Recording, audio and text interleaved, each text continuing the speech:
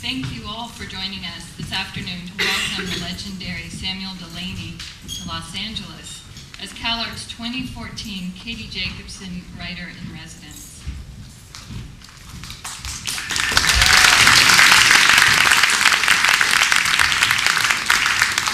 And the program for the afternoon is to have a reading, to have a question and answer with the audience, and to have an open bar reception afterwards.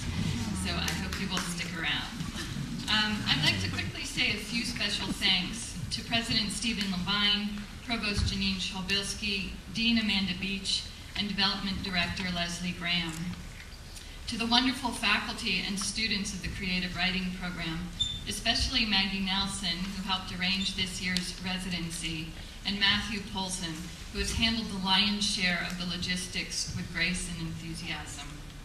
And to the entire REDCAT team for assisting us with today's event. The Katie Jacobson Writer-in-Residence program is made possible through the generosity of Leslie Jacobson and Janine Caltagirone, and is named in memory of their daughter Katie, a beloved CalArts alumna. The Jacobson brings a world-renowned writer to campus each year to meet with our creative writing students, participate in classes, and give a public presentation. It honors Katie's life and talent by opening up new horizons for other gifted young writers. I think quite a few horizons have been opened up this week. Horizons in writing and horizons in achievement. Samuel Delany published his first novel, The Jewels of Aptor, in 1962 at the age of 20, and since then has gone on to become one of the world's most influential science fiction writers. He has won the Nebula Award 4 times for his novels Babel 17 and The Einstein Intersection, and for his short pieces I and Gomorrah and Time Considered as a Helix of Semi-Precious Stones. Other novels include Nova, Dahlgren, Hogg, The Madman, the Stonewall Award-winning Dark Reflections, and most recently, Through the Valley of the Nest of Spiders. His nonfiction collections include the autobiography, The Motion of Light in Water, Times Square Red, Times Square Blue, and About Writing. He has won 2 Hugo Awards and the Bill Whitehead and Lambda Awards for Lifetime Achievement, and is the subject of a 2007 documentary, The Polymath, and that's just a sampling. As a writer and a thinker, he has been at the forefront of many of the most interesting literary and cultural developments of the last 50 years. Science fiction's new wave, semiotics, literary pornography, post-structuralism, Afrofuturism. He brings history with him, but a history opened up to possibility, to transgression, to experiment, which is to say, he brings the future with him too. And always with an eye toward the things that matter: justice, freedom, community. As he said to our students on Thursday, literature isn't the most important thing in the world. Close, but not quite. William Gibson observes in his foreword to Dahlgren, the author and text are determinedly self-aware, in ways that less exploratory authors and their tales never are. Delany heads straight for the edges and borders and unacknowledged treaties of the consensual act of fiction. And most remarkably, almost uniquely, he succeeds. The text becomes something else, something unprecedented. This, I would argue, is the hallmark of true literary innovators. They bust your genre, they blow your mind. Please join me in welcoming the genre-busting, mind-blowing Samuel R. Delany.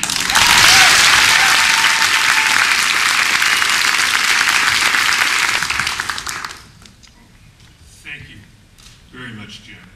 That was quite an introduction.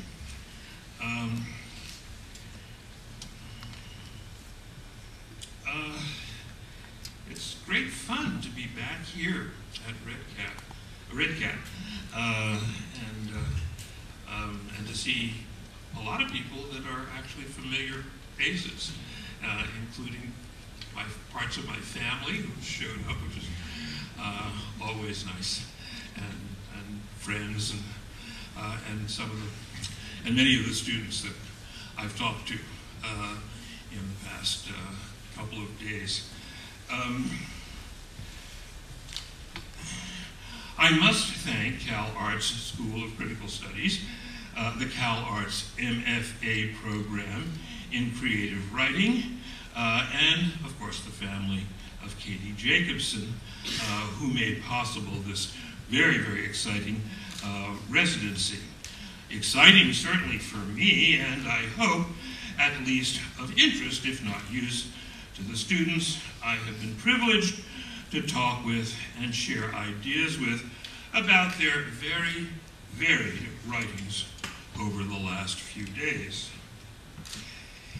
It seems appropriate to read from a novel, a part of which first appeared in the CalArts journal, Black Clock, edited by the amazingly energetic and redoubtable Steve Erickson.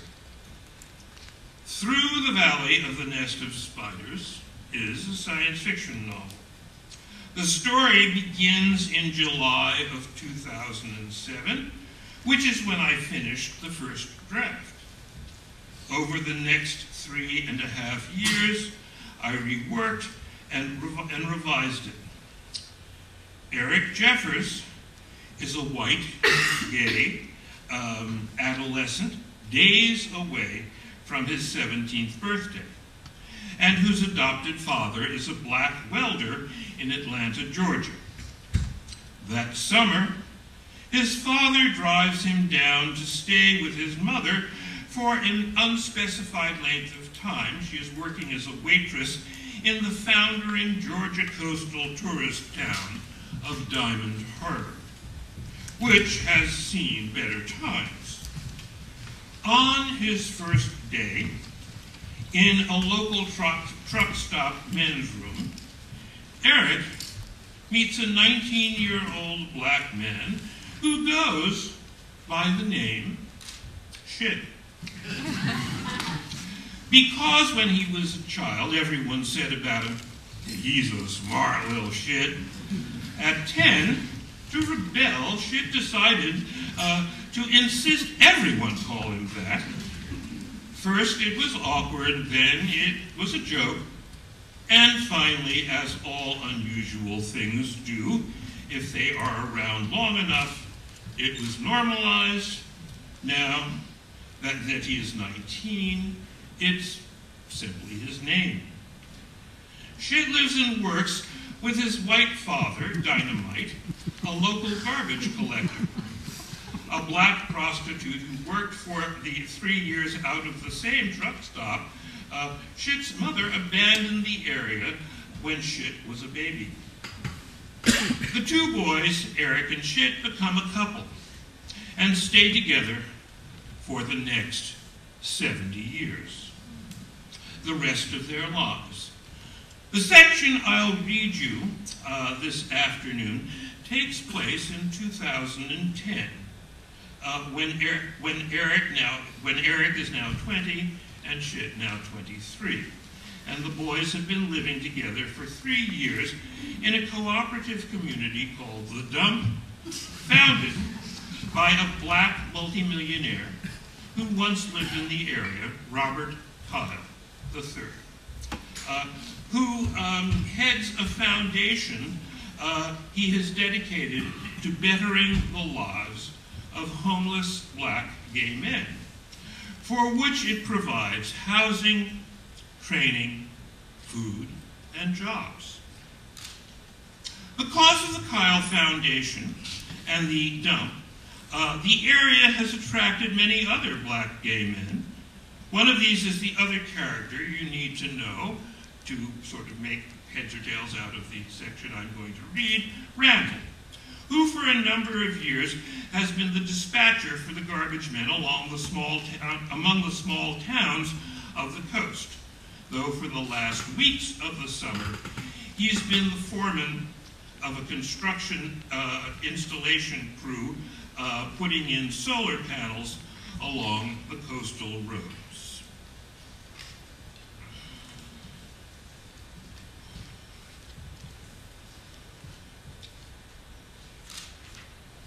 From Through the Valley of the Nest of Spiders. Eric on the sea road. Indian summer moved through the pickup's windows. 3 cars and 2 trucks were parked across in the pull-off where Randall was climbing down the Coles stables.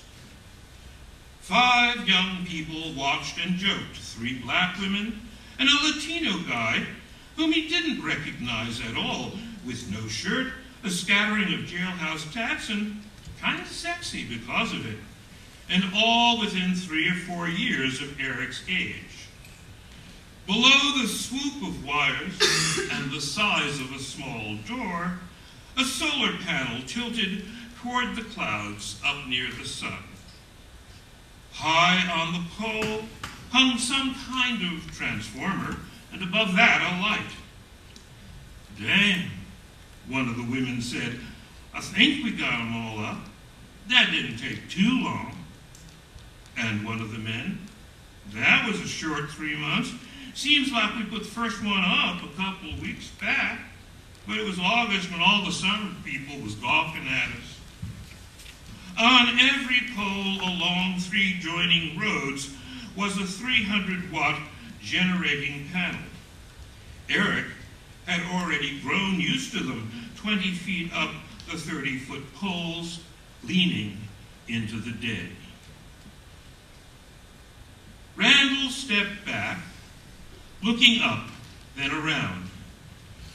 "Well, why don't you all go on to Fred's? I'll see you there." He turned and saw Eric in the truck. "You going toward the Chamber of Commerce office? I still ain't quite figured out why the foundation had to pay the company to let us install them, but we still saved a little money by it." "Hey, I'll run you over." "Good," Randall said. Then he called across his shoulder, "I'll see y'all back at Fred's." He strode across the road, opened the passenger door, and pulled himself into the cab. "I'll see you over there, Ace." The shirtless Latino raised a hand and smiled as Randall climbed in with Eric and closed the door. "He's pretty nice looking," Eric said. "You ready?" "Sure." Randall cleared his throat. "He's cute, but he's shy." Eric started the truck. "Talk about a fast 3 months, but you've been here how long now? 2 years? 3? Eric said, "I got here in July '07. "That's just over 3 years. Randall shook his head. He was a stocky black man from Arizona. "I remember the first time Dynamite called me and said he wanted to start you on the tile plan, and I thought he had him a black kid because I'd heard about your daddy. I guess everybody down here did. Then you and Shit walked in, and I was really surprised. But like you say, it's worked out pretty good. I was just 39 back then. Here I am, 43, but I've been kind of wondering how me and Ace are going to do with just the 2 of us." Again, Eric was surprised. "You guys are together?" "Mm-hmm." Randall looked around. "At least I guess we are. We've been sleeping in the same bed, and I hardly wake up when he ain't down between my legs trying to suck me off. I don't come that way a lot, but if you don't mind, I sure don't. It feels good." "I got him at Turpin's, fished him out of this real orgy they were having in there in the back John, and he grinned and come on with me, but he was really enjoying all the guys at once. That's the taste, I know. Only we ain't been back there again, at least I ain't. I mean, a couple of times he got off by himself for most of a day, and I figured maybe somebody gave him a ride up there. That's fine with me. He always comes back wandering into my place later. Makes me feel kind of young. Now, if I could manage to get an hour or more sleep at night, that'd be perfect." Randall chuckled. "Well," Eric said, "that sounds pretty good. How old is he?" Again, Randall shrugged. 29, 30, 31. Eric made a considering sound. Maybe he's getting ready to settle down. Randall made one back. Hey, Eric turned up the north road. You two want to come around next Sunday? I'm going to be roasting some ribs. I can always put another rack on the grill. We'll have some slaw and some corn on the cob with butter. That'll give you both something to do, not to mention some food that ain't your own cooking or cleanse. We've been eating in the lighthouse a lot. Yeah, I've seen you in there a few times. Well, hey, you, that's nice of you. Randall pulled his arm back through the window and joined his hands in his lap. The blue cuffs pushed up his dark forearms. You sure that'll be okay with shit and dynamite? Sure it will, Eric said. They're always curious about new guys like Ace. That's when, up ahead, under the trees to the right, Eric saw shit wandering in their direction.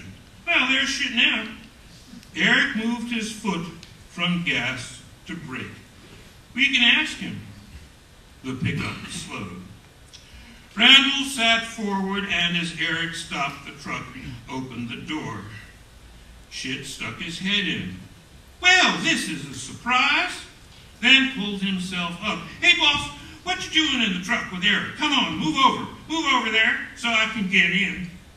He squeezed and now slammed the door. Hey, Eric, what are we going to do with this fine old-looking fella? Actually, Eric said, I just asked Randall and his young fella to drop over for ribs and corn next Sunday. The road got slightly smoother. If you and Ace aim for 1 o'clock, that'll be about when the first rack comes off the grill. Oh, hey, Shit said, that sounds real nice. We can have us some good food and a good orgy, too, all of us together. Eric, what's up a storm? We don't mind old farts like you and Dynamite. It sounds like Ace don't either. Randall laughed out. Shit, do you think you could hold off on the orgy part? Ace is a little on the shy side, and that might be a bit much for him on a first meeting. Oh, don't worry about me. Shit slid his leg off Randall's. Somehow, the knee on his jeans ripped further. Eric heard it. I'll break out my company manners if you really want me to. Ahead, on the left, behind a scrap of lawn, stood the rough-out timber planks of the Diamond Harbor Chamber of Commerce office. 2 women from the solar panel installation crew sat on the steps. Hey, Randall said, you can let me out here. My car's around the back. That's real nice of you guys. Ace is probably inside. He likes that air conditioning they got in there. Next Sunday, we'll come over around 1. Good, Shit said. As the truck stopped, Randall reached over for the door, then after climbing and laughing, was down on the side of the road. See you this weekend. Laughing back, Shit pulled the pickup door closed. Again, the truck began to move. Here, the road was shadowed with pines. So he gonna bring that Spanish fella who been staying with him over? Yeah, Eric said, I think he's a little worried that Ace ain't enjoying himself while he's around here as much as he might. So I just thought I'd be neighborly. He might have some fun and get some good ribs. Enjoying himself? Both Shit's eyebrows rose. Enjoying himself is about all that scrawny jailbird do. You remember last day off when I left you and Dynamite alone in the cabin, and I went and hitched a ride up to Turpin's, where, as you know, I do not ever go. I've seen Ace over there, too. I had him 3 times in the front john, in the one on the side, and then just out behind the rear one with 4 truckers who I was showing the way we went around the place and how we do back there. You don't have to worry about me trying to start up nothing raunchy with him out at the dump come Sunday. I already had him 3 ways going. So I think I could restrict myself to ordinary social intercourse. Of course, I ain't got curiosity ragging me on. I already know how good he is. Shit moved over the seat and dropped a hand on Eric's thigh. He should be pretty happy with old Randall. The nigger ain't keeping him on what you call a short leash. No more than you or Dynamite does me. Now why should I be even vaguely surprised? Eric laughed. Oh, come on. You know that's just who I am. That don't mean you ain't number one. Shit's rough hand moved further over between Eric's legs. I'll bring you on down to the truck stop with me next time, so if he's there, you can grab a taste too. Oh, that don't bother me, shit, you know that. Eric hauled on the wheel. I was just hoping it didn't bother Randall. He's a good boss man.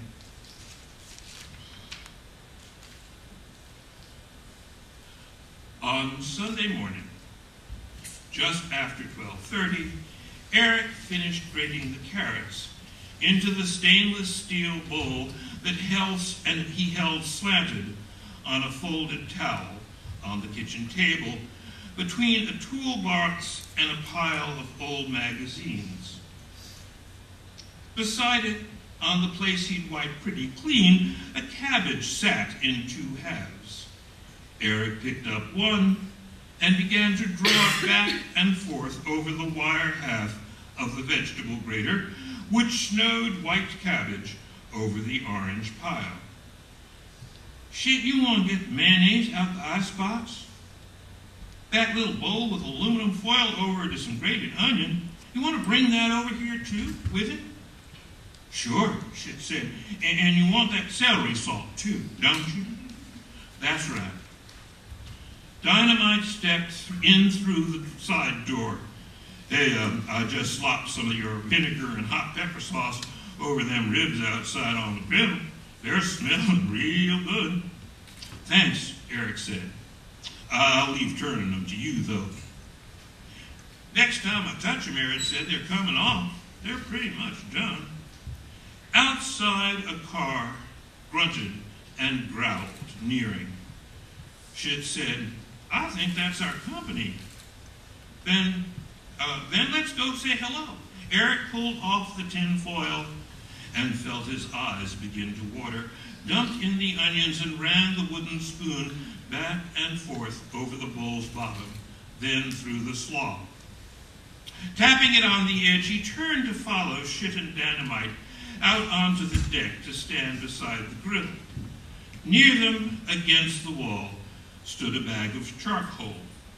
On the table next to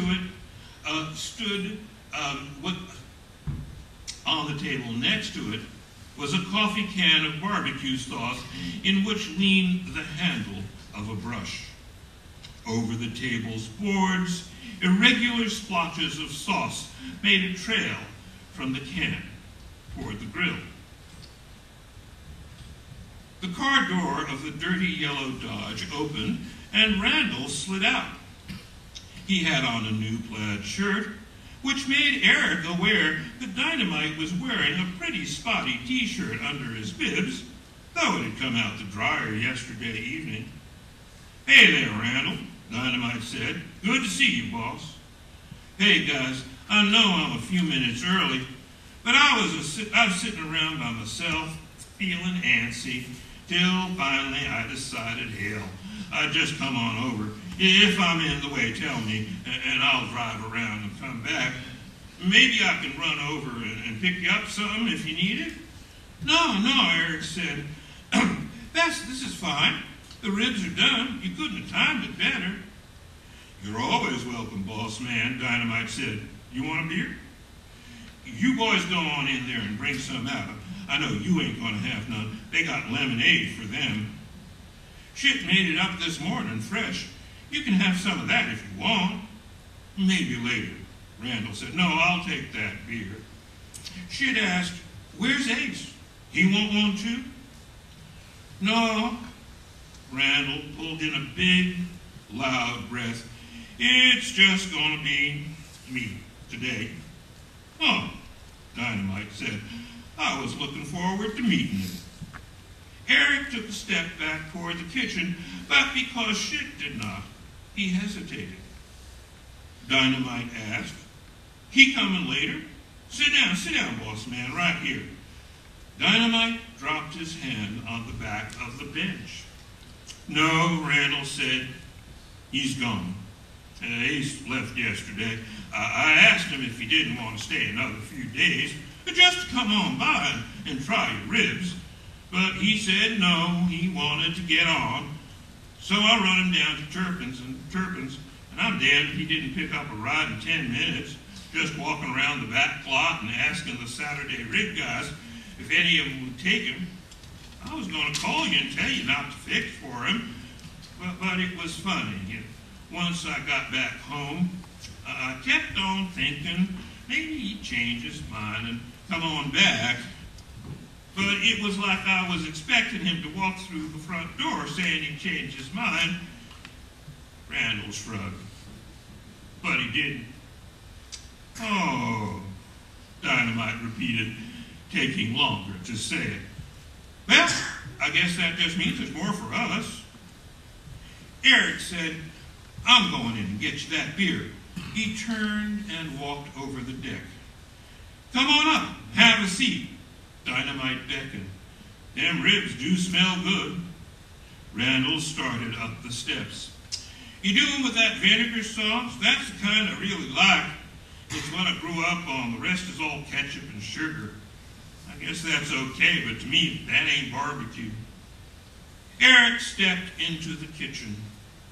Out on the porch, Randall was saying, so you guys have been together 3 years, huh? That's something. Ace said since the solar panels were all up, he was going to take off, get a ride to Florida, and spend the rest of the winter down there. I guess 3 months was all he could stand on my black ass. But I tell you, I'm going to miss his warm little butt up against my belly every night. Eric went to the refrigerator, vaguely aware that Shit had stepped into the kitchen behind him. Eric felt a little odd that the guest of honor had not come, but since Randall was there, it would probably be okay. Eric opened the refrigerator door and started looking into the crowded shelves. Something grappled him from behind and whispered against his ear, Jesus! A cage of bone constricted around him. That's what it felt like. Eric reached up and grasped Shit's forearm, locked high across his chest. Shit whispered, please, please, please, nigga, don't decide you want to go to Florida or Atlanta or any place like that. Eric tried to keep his balance because Shit had raised one leg and wrapped it all around in front of him. Hey, don't worry, I ain't. You sure? Yeah, I'm sure. Really? Yes, I am really, really sure. Would you get the plates and take them out there with the beer? And give me 5 minutes to finish up a damn coleslaw? Please? Sure. You know, I'll do anything you want, anything you ever ask me. We'll take the beer to Dynamite and Randall. And lemonade for me and you. Shit's grip loosened. Yeah, take the glasses outside, and I'll be out with y'all in 5 minutes. Oh, hey, I wouldn't even know what to do if you left. Shit drew in a breath, like Randall's when he'd stepped from the Dodge. I mean, what would happen? Well, for one thing, you wouldn't get no ribs. Come on now. Go outside and take the plates and the beer and the lemonade. I'm going to have to come back for that. Then get going. Eric turned to be surprised by Shit's wide green eyes, blinking rapidly, brightly. So Eric hugged him, and again was surprised by the strength of the hug. Shit returned.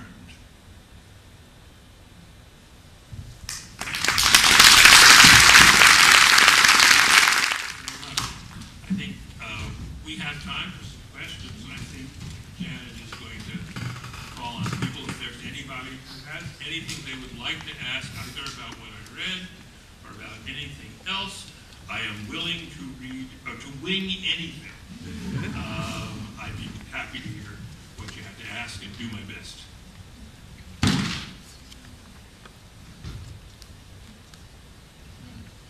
A book I really love by you is the Times Square Red, Times Square Blue.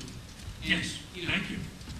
It's interesting coming down here and walking through downtown LA. It's known for this transformation that feels very much like Times Square that you were writing about at the time. I'm just curious. I don't know how long it's been since you wrote that book, maybe 15 years or more. If you have any thoughts about where cities are right now?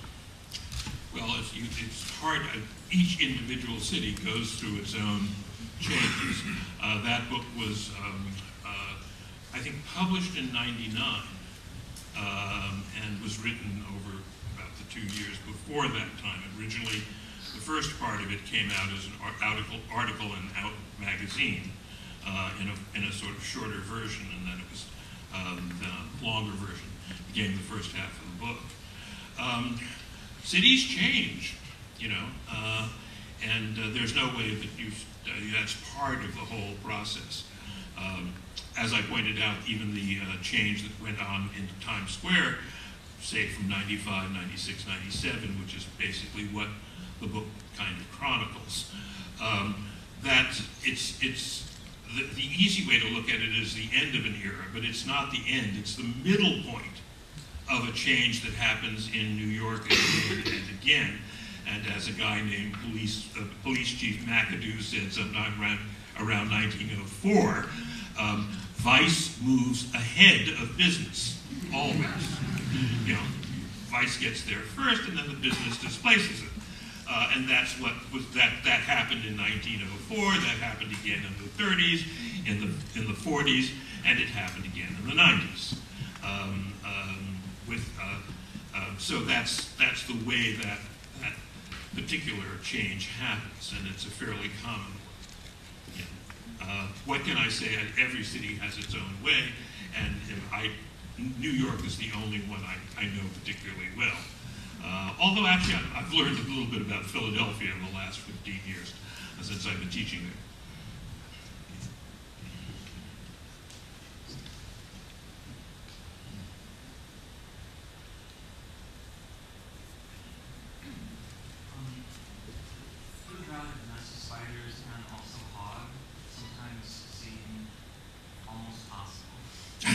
Yes, I would not have written if I didn't think that they were.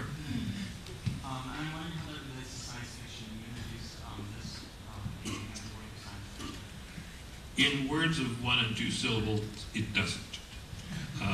Which is to say, science fiction is one genre, and these are another genre. These aren't in any way science fictional at all.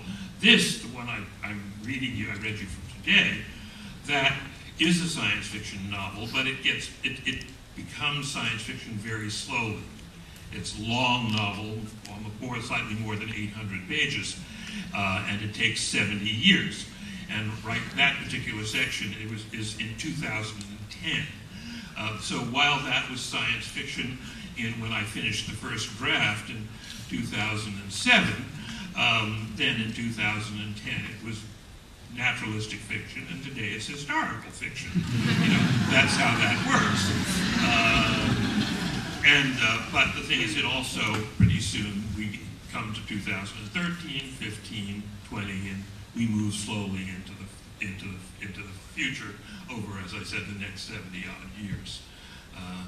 So that's what makes that science fiction.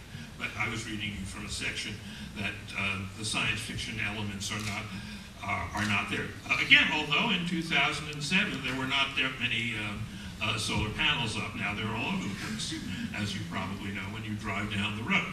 But again, that was science fiction when I wrote it. So there's not a direct relation.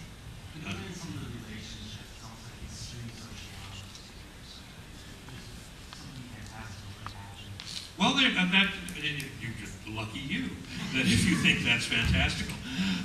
No, but the point is, I mean, those are books that were based on things that I'd noticed, you know, going on in the world. You can, if you've read my autobiography, one of the things that inspired Hogg was wandering across West 4th Street sometime in the 1960s and seeing somebody, what looked like a young man, asleep on a bench in a playground. And Marilyn and I were coming back from the village, and I thought, does that look vaguely familiar? And I said, is it somebody we know? And you know, it shouldn't be somebody sleeping on the bench. So we went and shook, and it was a young woman that we did know, who used to be the manager of the coffee shop where I used to play the guitar and sing from time to time.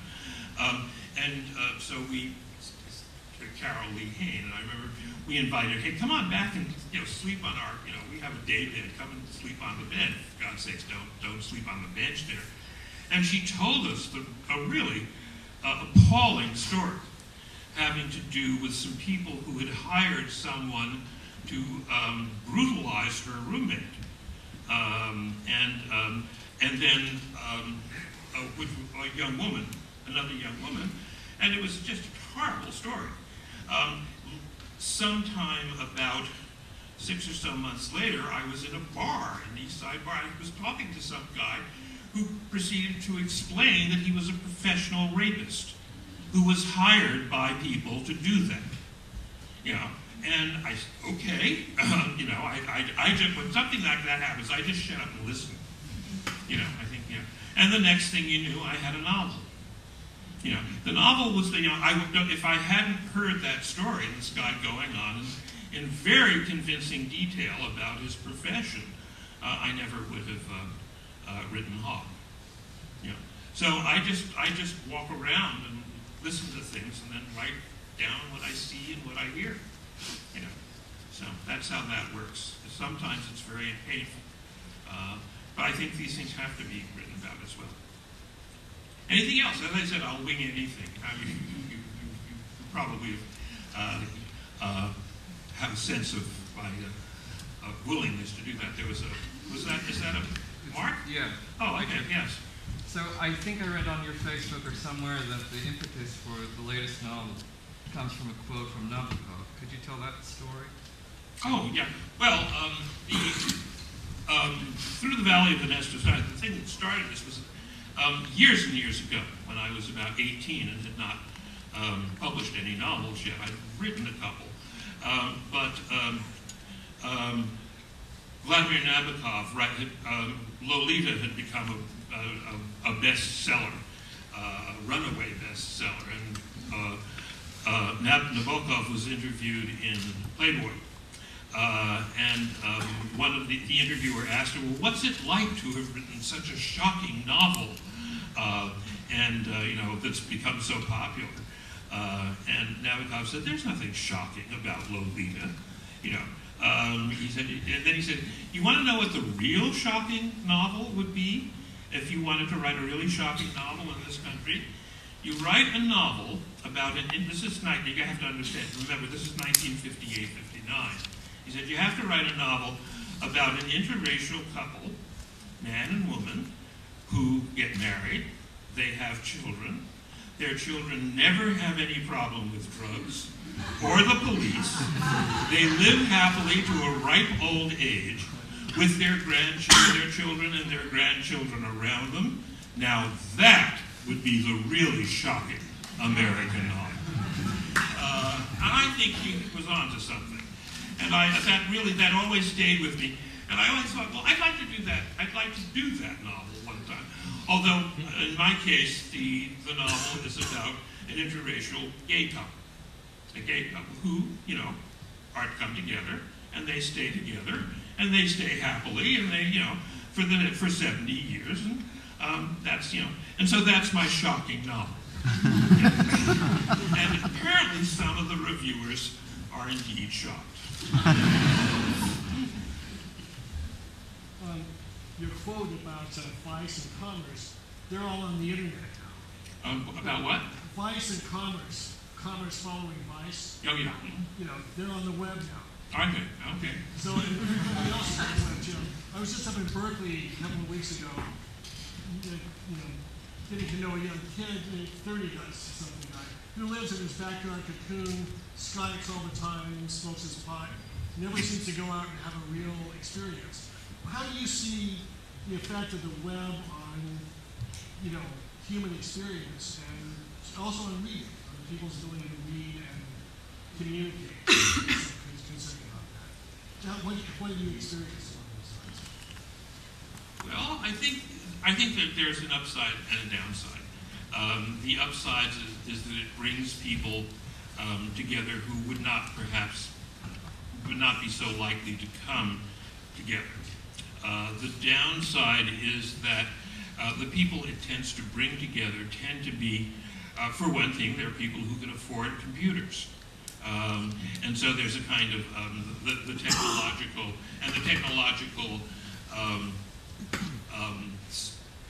technology serves as a kind of social filter that even just the technology itself, the fact that it is technology, scares off some people because the people know, hey, nobody wants me around there. That people have a sense that this was not put there for me, and I think that's bad. I think that's very, very bad. So on the one hand, it broadens experience, but it also tends to normalize it.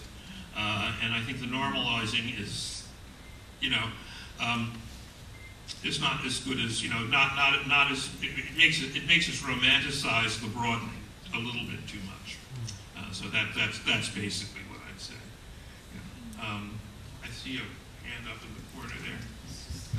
Yeah, there you go. Sort of the following question. One of my favorite novels of yours is Stars in My Pocket. Oh, thank you. And that really speaks to that issue in a prophetic way, too. And I know for a long time there have been rumors of a sequel. And what are your thoughts if there was a sequel, or how does that relate to Honor? Well, there probably won't be a sequel. Here and there I've written about that, and if you hunt through old essays, you can find some of the reasoning behind that. I will not bore you with it this evening, I think. Then on the other hand, every once in a while, I think, well, maybe it'd be interesting to go back to it. I can see, after I'm retiring next June, and after I retire, and if I finish the next two projects I have in mind and I have nothing to do, who knows? I may just go back to it and write the other part of it, and then I may not. So there you go. That's it. You now know as much about the possible future of it as I do. More conceptual. Call it. Can you talk about the next two projects? Pardon me? Can you talk about your next two projects you just mentioned? No. No, it's very. I suffer from the guy next to you at the bar, syndrome. You talk it out, and then you never write it. The more so I try not to do. I try not to do too much talking or any talking if I can possibly avoid it. That's what I work with, and I let the desire to talk about propel me to the page, since that's the way you get something done. You talk about it, and the next thing you know, it's another one of the many books I haven't written. What or who was your inspiration for writing along in that? My wife at the time, Marilyn Hacker. I was married to for 13 years, to a wonderful, brilliant poet, a woman who was, frankly, one of the smartest people I've ever known. Fortunately, we are still friends, and we have a wonderful daughter who is now 40 and a doctor, and a great kid. And he calls me up from time to time and says, "Dad, you want to go to the movies?" And I figure I must have done something right, if she still wants to go to the movies with the old fellow. So I feel very, very lucky. Yeah. But that's the inspiration was Marilyn for that. I don't think it's any secret. Her poems are all over as epigraphs and mottos to the various chapters. How do you keep running when it's most challenging? Pardon me? How do you keep going when it's really challenging? I can't think of any reason to stop. Basically, I mean, honestly, I mean, I like writing. It's something I've been doing for a long time. It's a habit. Everything connected with language is habit. How you speak is habit. Your accent is habit. Everything you do is habit. Writing badly is a habit. And writing well is a habit. And you simply have to get into one set of habits and hope that you're picking the proper set of habits to get into. And you haven't really, there's no way to be sure. You know, as Thomas Mann said very, very astutely, about the quality of my own work, I cannot know, and you cannot tell me. And that's, you know, so it's always a gamble. It's always a gamble. You just and you hope, you know, and you should, and it's kind of a mandate to always remember to be a little humble about the thing, if not a great deal humble, with a great deal of humility. Ethics and modesty, I think. Modesty is the best way to approach all ethical problems, I think. Anyway, what do we got here? The young woman in the orange.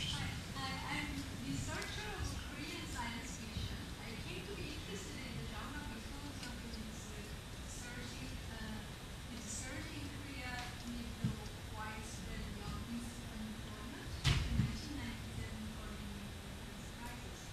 And I wonder, as both writer and observer of the field, do you see an impact of 2008 financial crisis in the science fiction community in the US? Do I see any impact from the world financial crisis on the science fiction field? Yeah. Is there anything in the world that has, or is there anything in this country that has not been affected by that crisis? I think is much more to the point. One of the major, you know, one of the biggest changes in 1979, there were 80 separate publishing houses in New York. You know, that means there was a lot of competition. There were a lot of places for your work to be appeared. Today there are 5. You know, that's not a lot of competition between them. That's a big change. That's a huge, huge change. And has it affected science fiction? It's affected the entire literary scene. You know, one of the reasons you are here today is because of MFA programs and the growth in MFA programs that has happened in the last 40 or so years. It's that's something that this is a huge topic. One we could only prick with a pin in a couple of sound bites.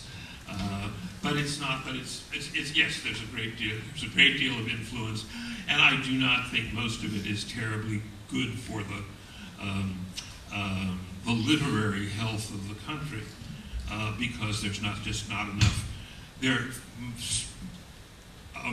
I was saying to somebody earlier that I would be really happy if I could look back and look at all the young writers that I've been talking to recently and say, well, gosh, kids, you know, when I was your age, you know, we really had it hard, but you know, no, this is not the situation.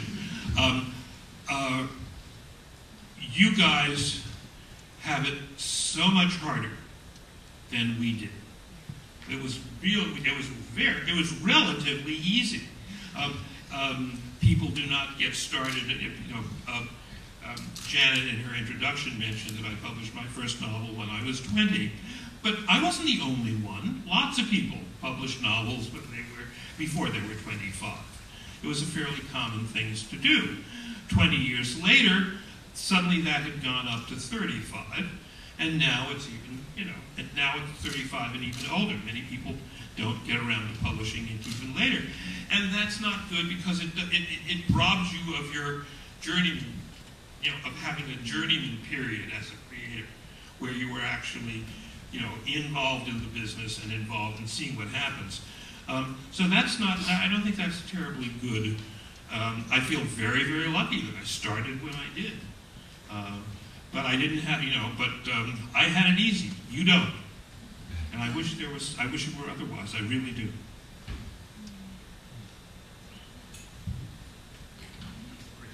Thank you. This is a real pleasure. So thank you for the reading. I grew up in Florida, and I've lived in Alabama. And as you were reading, I kept thinking this is sort of capturing some truth of what I experienced when I lived there or heard. I hope so. Yeah. But it made me wonder why the South for this particular story, or what is the South as a site enabling you to explore, or where were you going? Well, I'd done so many things that were urban and northern. I just wanted to try something else, to try to locate it somewhere. I spent a fair amount of time as a kid in rural areas, and I'm looking at my cousin Betty, at Uncle Miles's Greenwood Lake house, around, or Hopewell Junction, places that I spent time as a kid, or places in Massachusetts, and the Georgia. I hitchhiked through Georgia once, so I made, this is very much a Georgia of the mind. Although I did some research.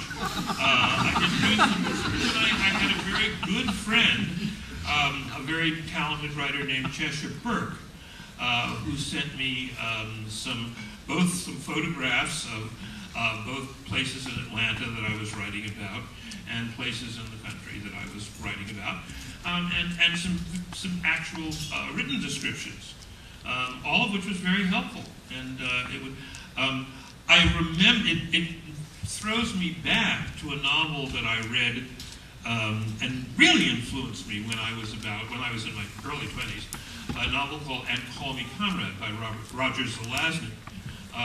And I read it, and it was set in Greece. And I thought, wow, this guy really knows Greece very, very well. I would love to go and spend some time there. And so about a year later, there I was, hitchhiking around Greece and what have you, and living in a little cabin on the top of a sort of Venetian-style mansion up on Lycomedis Hill. And then I came back, and at that point I thought, I thought that Zelazny knew Greece very, very well, but no, I think probably he spent maybe a couple of months there, because I had spent 6 months there. And I said, so I don't think he knew it quite as well as I thought. And then later on, I met Zelazny, and we had dinner together. And I was really impressed by how well you captured Greece, and you must have spent some time there. And he said, I've never been in Greece in my life. I said, well, how did you do it? And he said, it was an hour in the library with a street map. And that's, and I just used my imagination. So there you go. So I figured, well, if Roger Zelazny could do it with an entire country, maybe I could do it with a little section of Georgia. Margaret, yes. Yeah. So it's National Novel Writing Month. And is it really? It is. It is every year. But, for people who don't know about that, is people are writing a novel of 50,000 words over 30 days, and there's all these people all over the world doing it. And there's this controversy about, are you a pantser or are you an outliner? So I wanted to ask you that question. How do you approach the process of planning a novel? I am an outliner. And the idea of writing a novel in 30 days is, I think, that's insane. I don't, you know, I would never even think of trying to do something like that. This novel was a 6-year, 7-year project, somewhere 6.5 years project, and others have taken 5 years. So I am not a fast writer. I'm a very slow writer, and I do endless revision and endless rewriting. And I've never written a novel, with one exception. I've never written a novel in less than a year. So there you go. There's someone in a yellow shirt. Is okay. Yes.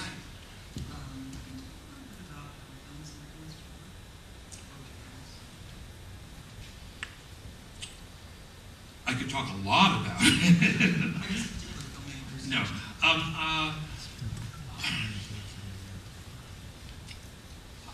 I like film. I go to see films. I think film is a great art.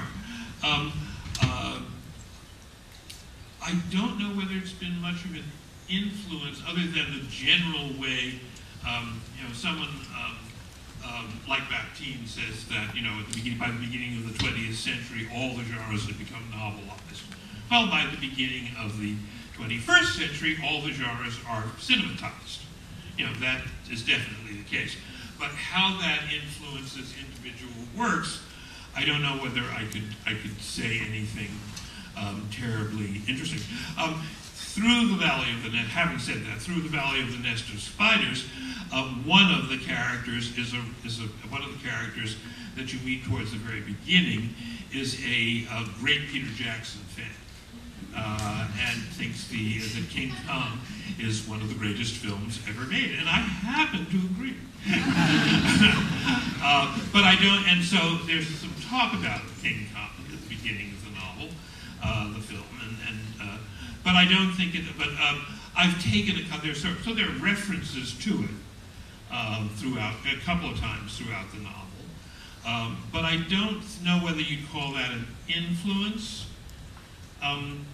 I don't spend much time thinking about what influences me. That's for other people to figure out. I see an influence, you know, creeping up on him. So you know, so you just let that. I kind of let that go.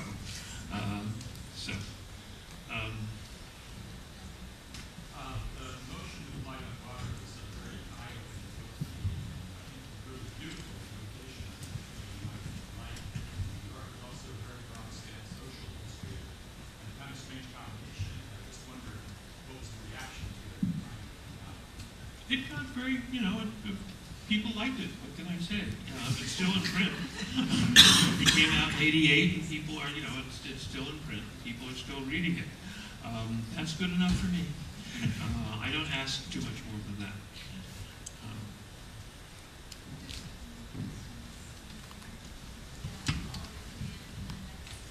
I'm curious because you brought up the Nabokov quote and also the reading. What your thoughts on transracial adoption? Why you decided to have the... You got to go through that one again slowly. Oh, I'm sorry. Just the Nabokov quote and your introduction to the section you read in the book or the story. You talked about transracial adoption. Yeah. Just your thoughts, why you decided to do that, and what your thoughts are on transracial adoption, if you have any. No particular. I think, you know, I don't have any particular thoughts on them. I think adoption is adoption. I think, you know, loving a kid is loving a kid. I remember when my own daughter was born. I had been up 24 hours, as one tends to do, wandering around the halls of Queen Charlotte's Maternity Hospital in Hammersmith, and eventually a doctor came by and said, a nurse, I'm sorry, it was a nurse who came by, and she said, "Oh, I think your daughter is up in the nursery," and something happened to me, and I ran. I think I may have flown up the stairs, and one of the nurses was waiting for me, and she held out like a bullfighting thing, a smock for me, and I dodged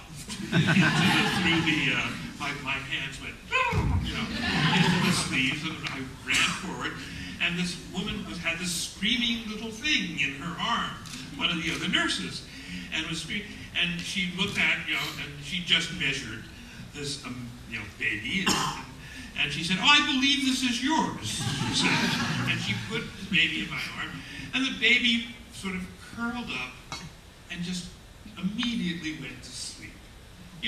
Just like this. I'm not going to move. You're going to be here for a long time. No, I was